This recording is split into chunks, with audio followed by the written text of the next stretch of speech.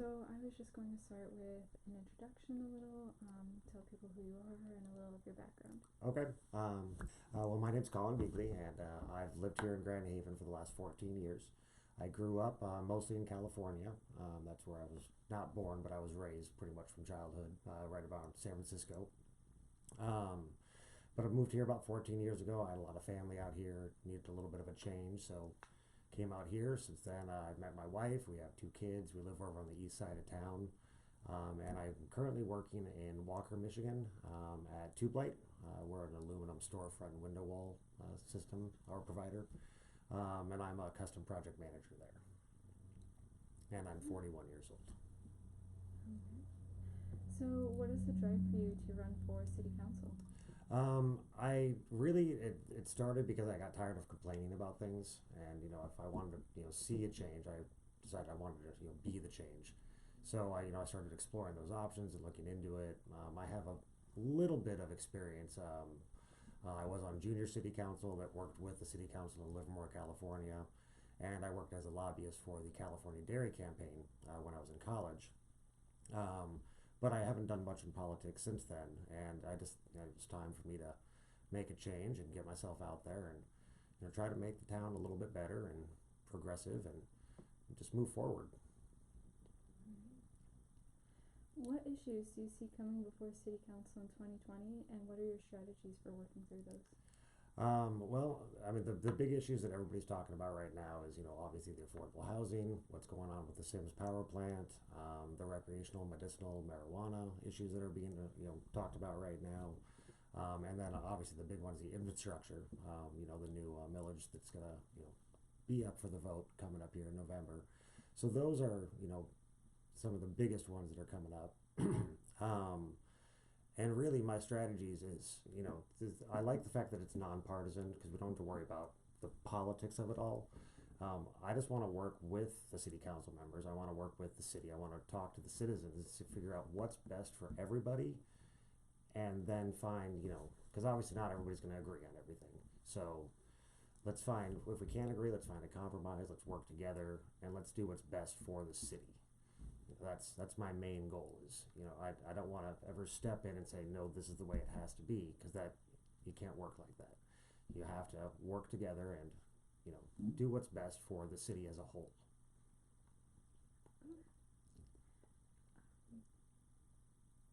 That was actually all the questions I had beyond having a closing statement why people should vote for you. Okay.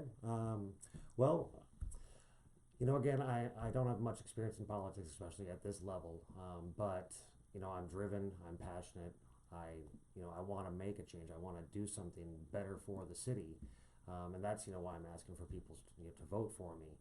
I'm a good listener. I research everything diligently. When something comes across my desk and I don't understand it, I'm going to make sure that I do understand it before, you know, making a decision moving forward. So that's what I want to do, and that's why I'm running, so I can figure out what's wrong and figure out the best way to fix it. So that's why I'm doing this. So that's why I want people to vote for me.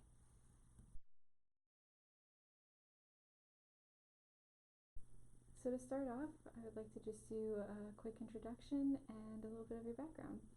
Okay. So my name is Jamie Cooper, running for Grand Haven City Council. I moved to Grand Haven about 5 years ago from Breckenridge, Colorado. And my career background is I started in television news and then transitioned into online marketing, specifically in the ski industry. And then I started my own business about 4 years ago. And have a beautiful 6-year-old son, my husband Lance, and love Grand Haven. It reminds me a lot of home in Panhandle, Texas. That's where I grew up. Most of my family is still in Texas.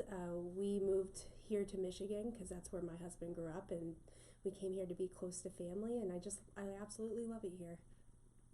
Alrighty. So what would you say is the drive for you to run for city council? Well, I'm no stranger of being an advocate for the people, with my career history in cannabis. And so I just, I was getting very involved in municipality type work through the cannabis industry. I was often going into municipalities and helping them write ordinance to allow cannabis businesses.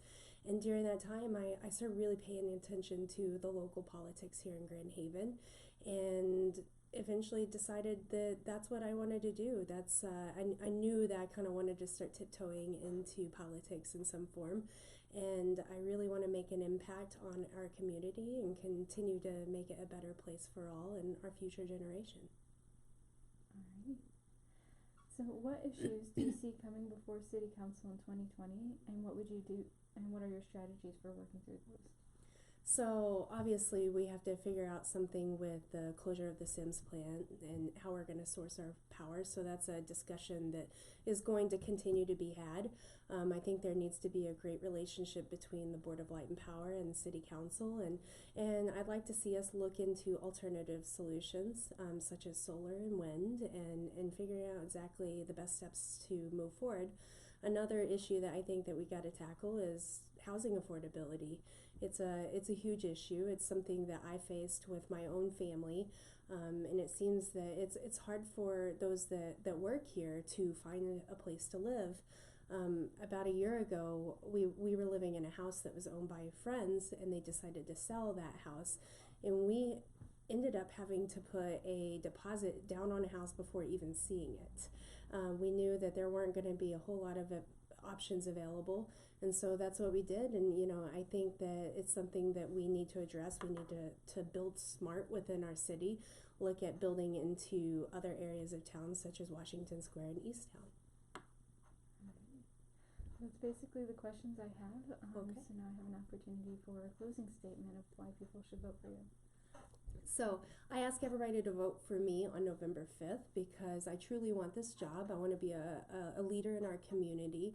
My background is travel and tourism, and I think that background is going to really come in handy when it comes to moving our city forward and some of the issues we face with housing affordability and parking issues and things like that. And we're going to continue to see our community grow, and I think it's all about having and right now we're seeing that next generation kind of come in and take the reins on City Council, and I want to be one of those people, and I'm excited to have that and to continue to be a part of our community.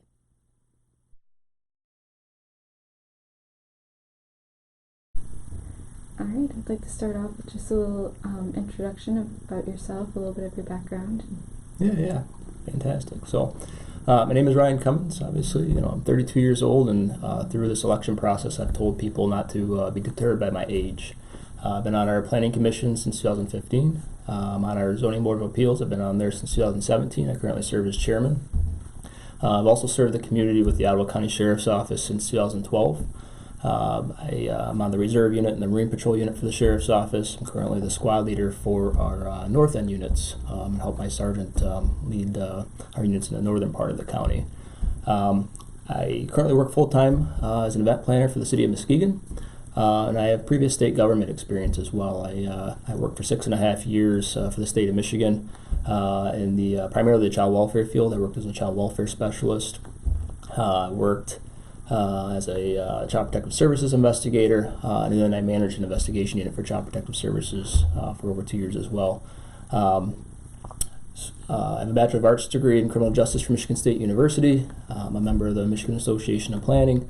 So I really feel like I have a lot of good experience seeing how government works and how it doesn't work, and really looking at the opportunities and challenges that we have here in Grand Haven. Alrighty.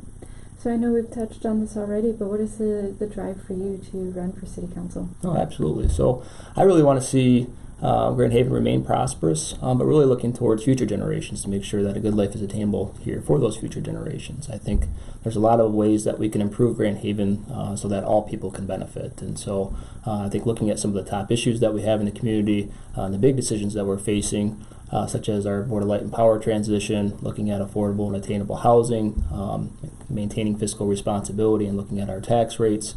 I plan on, God willing, living in this community for the next 50 years. And so I'm going to be affected significantly by the decisions that our current council makes over, those 50 years. And so, so I'm running to hopefully have a seat at the table and be a part of that decision-making process. Alright. And again, we've touched on this some, but what issues do you see coming before City Council in 2020? And what are your strategies for working through those? Yeah, absolutely. So I think by far the biggest decision that we're facing in the immediate term really is that Board of Light and Power transition. Sims is set to be decommissioned in 2020, next year.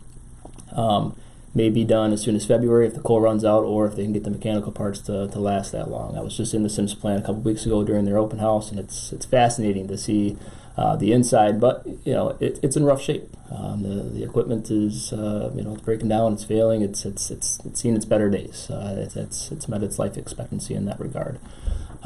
So when we look at the Board of Light and Power decision, our Board of Light and Power Board and City Council really have to be in sync on next steps and really work together trying to find the best solution for the community.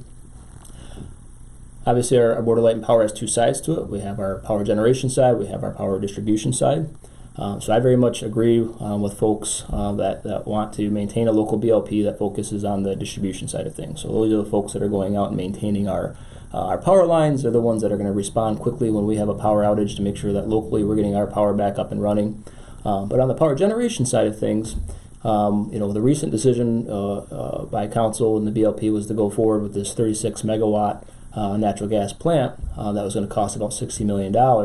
Well, when the figures came in, they found out that it was going to be over $100 million, and that was going to be rate neutral to the utility payers. So I have concerns with that significant cost and building out that kind of costly infrastructure and then taking on debt and paying the interest for that. On the power generation side of things, I think that there are some unique opportunities for us to buy power off the grid. Currently, the BLP has been doing that anyway with Sims. About 6 months out of the year, they've been buying power off the grid, and then Sims has been running the other 6 months out of the year. It's actually cheaper right now to buy power from those other sources and off the grid. My understanding is they're getting it at about $32 per megawatt hour at a net cost, whereas Sims, the net cost just for the coal piece is $42 an hour. So significant savings from the grid, and there's some opportunities that our Board of Light and Power would have going forward to still oversee where those power purchases come from and making sure that we have the right mix going forward, and what our community desires, whether it's renewables or other fossil fuels or other sources of energy. It doesn't have to be just buying from one particular source, but I think that's the better route to go. And then with taking Sims down and not building out a new power plant out there, I think that opens up some opportunities to look at, can we remediate some of the environmental concerns that are out there in Harbor Island, and then what would the community like to see as far as maybe potential development out there in the future. Now, the environmental piece is certainly probably a significant cost to it as well. I think we still need those numbers, still need the facts and information on that.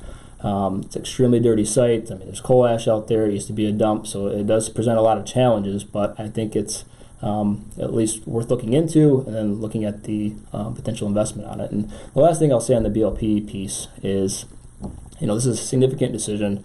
There's some that say, the community definitely wants some kind of local generation, even if it's only going to supplement our needs part of the year as kind of this hedge or this call option.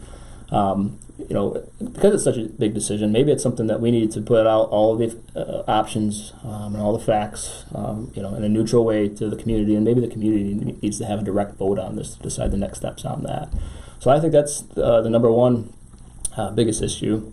For me, I also look at fiscal responsibility and taxes. I think that as a council person, maintaining fiscal responsibility definitely has to be at the forefront of the work that the council does, in addition to obviously setting policy and the vision for the city going forward. And so on the fiscal responsibility side of things, I definitely like the idea of a pay-as-you-go strategy when we can. There may be tough economic times when bonds or taking on debts or is maybe more appropriate. And we need to do that because our tax base isn't quite there to do what we need to do during tough economic times. But during good times, when we can pay as we go and avoid the costly, avoid the cost of the interest on the debt, I think that's the better strategy and the better way to go on that. So I definitely support a pay-as-you-go strategy for fiscal responsibility going forward. I would like to see us in a smart way enhance our tax base through some infill development and building out in underutilized commercial areas, but finding that balance to maintain the charm and character of the community as well. But if we can enhance our tax base in certain areas, perhaps we can actually look at reducing our tax rates, which leads me to our pension liabilities, right? That's a significant cost that's out there that we still haven't fully funded. As of 2018, only 72% of our pension liabilities and our retirement liabilities that we made promises to folks to have some money there in their retirement. It's only 72% funded, and so we have to figure that out. It's not going away.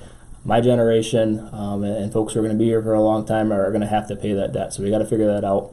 The last piece of fiscal responsibility is that the city has done a fantastic job with going out and getting grant dollars and matching grant dollars to kind of leverage the money that we're putting in out of general funds or other funds that we have.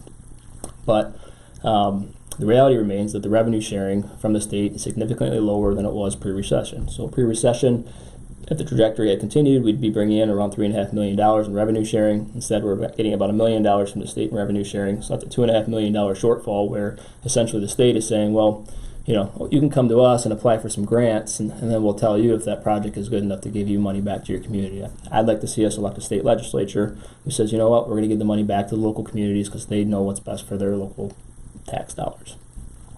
And the third biggest issue for me in this campaign is really what I've called attainable housing. Can folks who are single people, have families, who are working in our community, who are aging in place, or have been here for generations, can they afford to live here? I think there's a number of different things that we can take a look at to help with that, especially on the zoning side of things. I talked earlier about enhancing our tax base and maybe lowering property taxes. Well, property taxes is a part of the cost of housing here. So there's a lot of folks who are living in surrounding communities like Spring Lake and Ferrysburg or Grand Haven Township who get to enjoy the amenities in Grand Haven, but they're not paying the taxes towards it where our folks are. So if we can lower our property taxes, that's a piece of the affordability mix.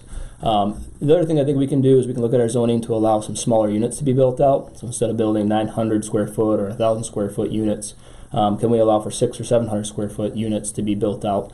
Because a single person or maybe a young couple or somebody who's aging in place doesn't need all that space. And so, you know, if you lower the square footage requirements, that's less that they're going to have to pay for that particular unit. So that's one option that I think we have in future projects. I think we can look at increasing density in a smart way through allowing some accessory dwelling units. So we already have homes in place, but if we allow these things called granny flats and accessory dwelling units to be allowed in certain districts or certain neighborhoods, that's an easy way to maintain that charm and look of the community, but yet still allow for more housing for family members or other folks that somebody might want to rent out to.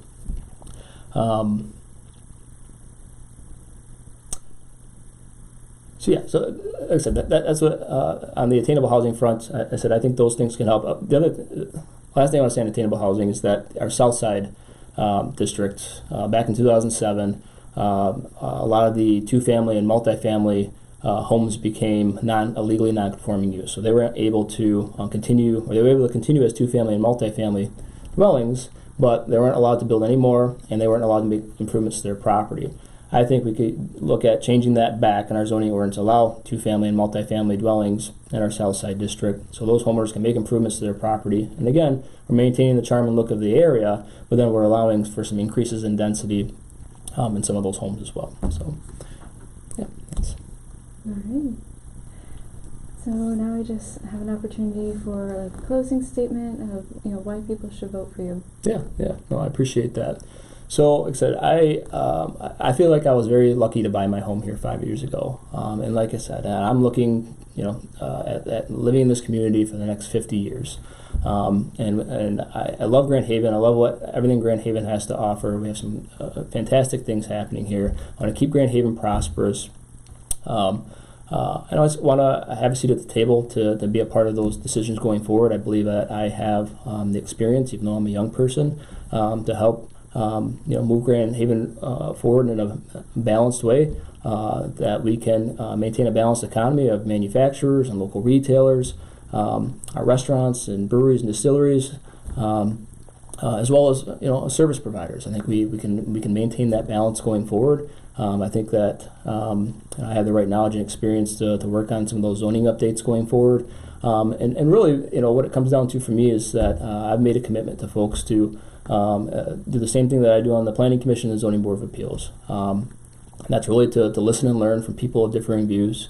I think it's extremely important of any council person to look at different perspectives and learn from folks that have different views than they do. To make well-researched, well-considered, and well-informed decisions. I think you got to dive into the details and learn what's going on. I've done that on the Planning Commission. I've done that on the Zoning Board of Appeals. I'll continue to do that in my work as a council person if elected. And then to try to be a consensus builder. I think we're just too divided in our state and national politics, and everything is so gridlocked. I like that this election are nonpartisan positions. We're not running as Republicans or Democrats. We're running to do what's best for Grand Haven and move Grand Haven forward. And so where we can find the common ground to at least move something forward, let's do that. Let's find that consensus. So I encourage everybody to please vote on November 5th. And I've told folks, you get 2 votes for council. I asked to at least be one of those votes, but I think it's important for people to get out there and vote. So.